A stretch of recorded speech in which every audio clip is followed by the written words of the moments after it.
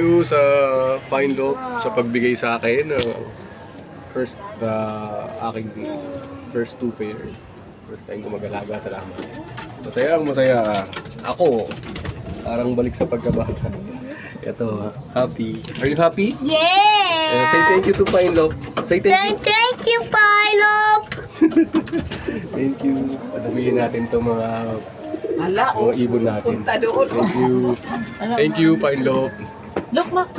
Solid mga ibon. No, good. Ayan. Kumakain na sila. First time nila kumain. Yung aking mga ibon galing sa Fine Slope. Ayan. Mga solid na ibon yan.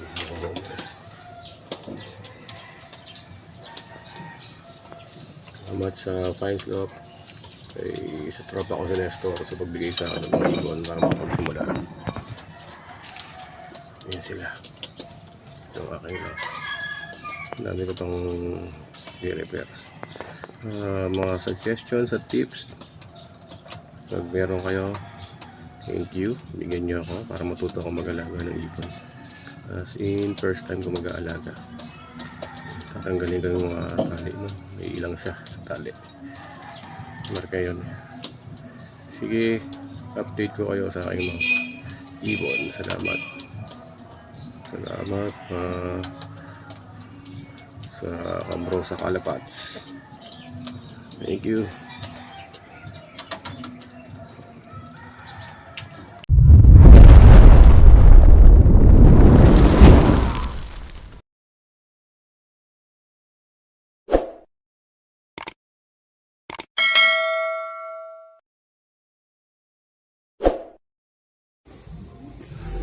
Good morning, kalapatids.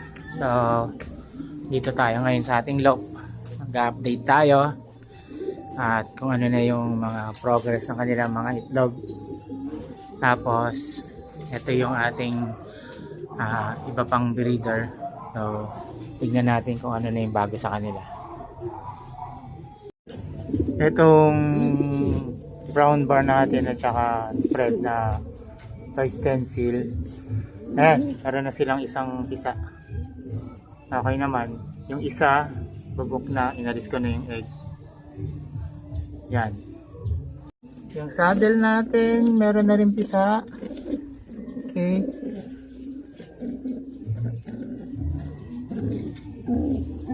Ayan. So ito, parang pipisahin pa ito nila bukas. Okay. Yung ating ash and blue bar, so far wala pa naman silang itlog. Antayin na lang natin.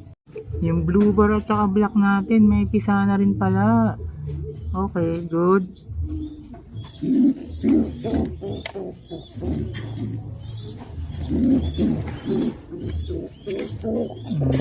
Isa lang ang napisa, pero okay lang.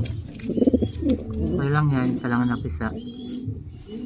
Itong ating CS at saka opal. Ayan, meron na silang bagong itlog. Yan, dalawa na ulit. Ikaw behave ka na, wag mo nang bubugbugin yung partner mo.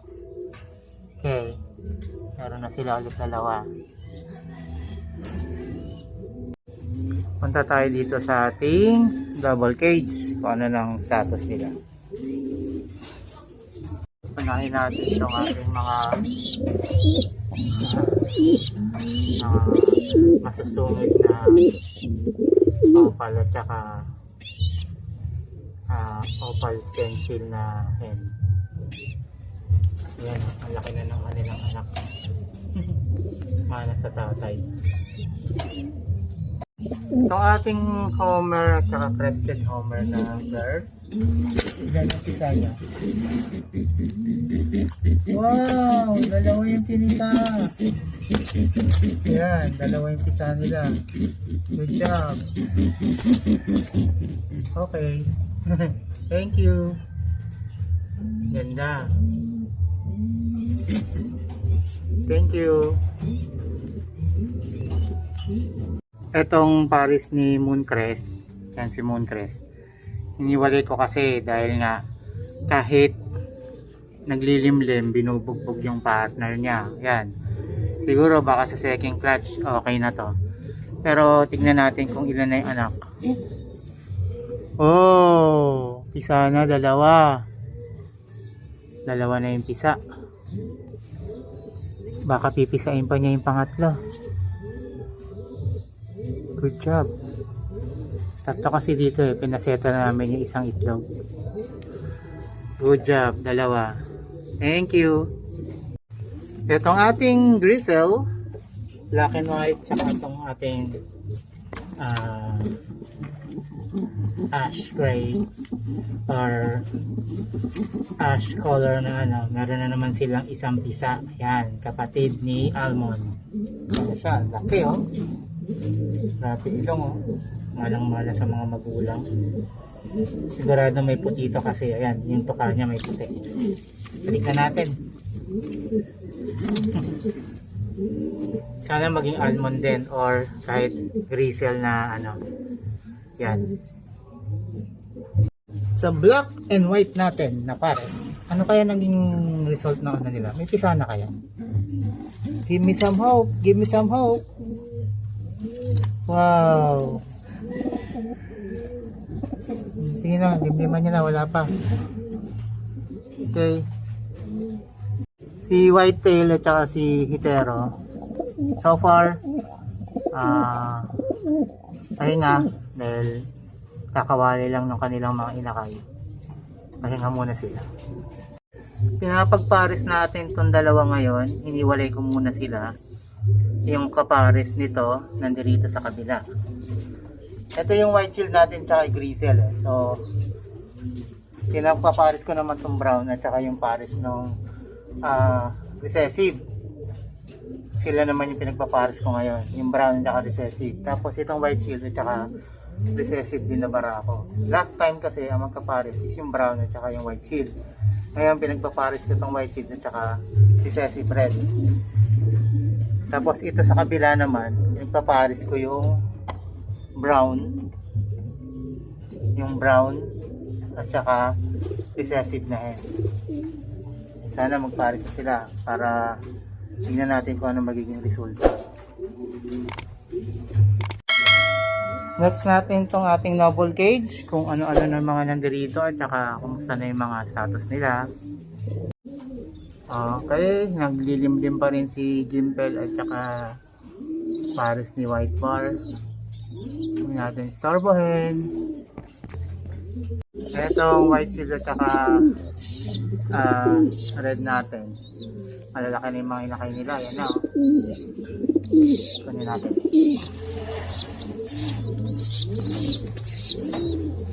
Wow. Tatay na tatay at saka na yung kulay. Laki na.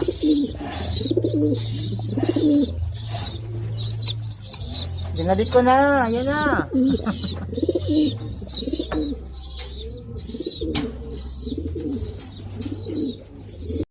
Ay, sana umitlog na to this week para tingnan natin kung anong magiging resulta.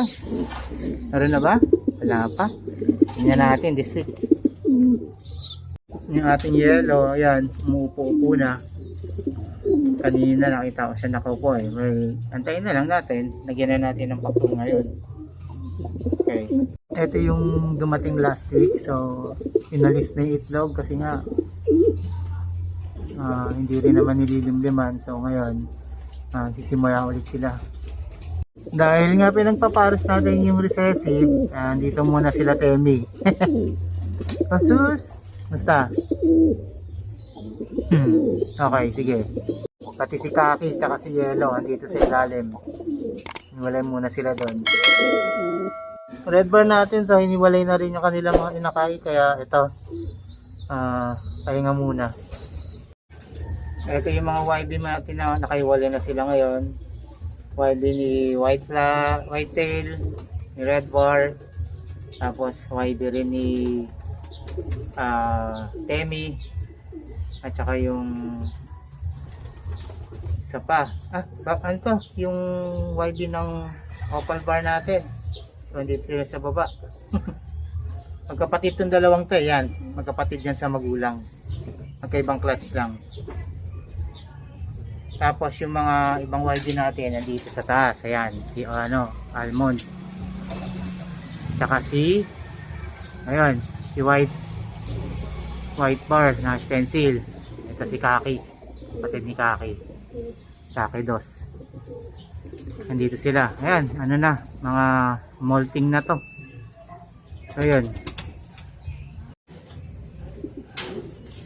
Galing ng pakpak ng anak ni Temi, oh. Merong indigo bar. Tapos sa kabila merong 5 na puti, sa kabila naman 2. So ito, may mga bakas pa ng pagiging inakay. Ayan. Tapos yung kulay ng mata is yellow. Ito yung mga January YB natin, eh. Ito na yung tsura ng pakpak ng ating gimbal stencil na YB. So ayan, ito na yung ano niya. Tapos yung buntot, ayos naman na. Tapos second molt niya ngayon. Nagmo-molt na, nag-aano na yung mga balahibo niya. Tignan natin yung final result niya kung magbabago pa. Pero for now, ito yung itsura niya ngayon. Yan. Okay. Ito yung anak nung ating whitetail. Ayan. May konting pinagmanahan sa nanay kasi mayroon siyang parang nakikitang brown sa feather niya. Ito rin, oh. Yan. Meron siyang brown. So, hindi siya pure black. Tapos, ayan, lipas inakay pa rin. Ito yung kapatid nun. Ayan, ganda ng kulay, oh. Parang ash gray na may red bar. Pero, ayan, red bar nga siya. Tapos yung katawan niya kasi, tsaka yung ulo, oh, brown, eh. Nanay nito is Hitero, tapos yung tatay black. Yan ang nilabas na kulay. Kapatid ng black to, eh.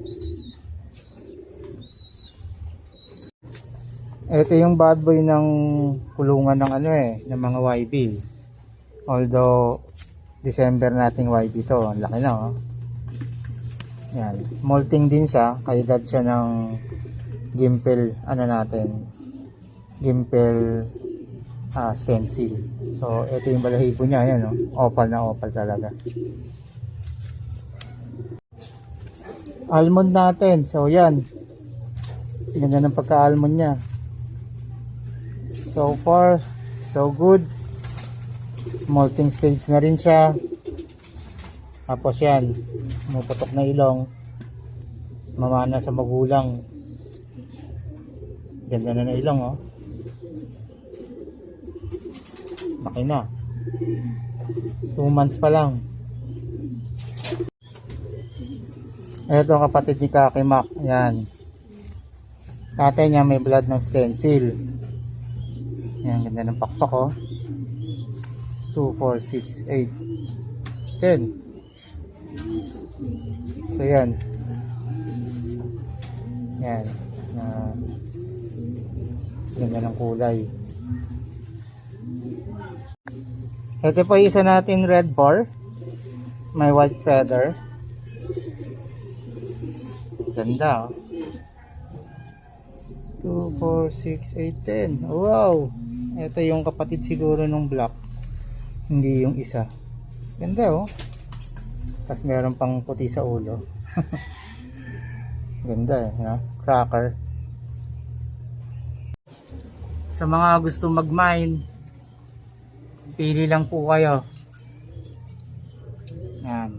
Pang-release po lahat yan. Pili lang po tayo para mapag-usapan natin. Okay? Thank you.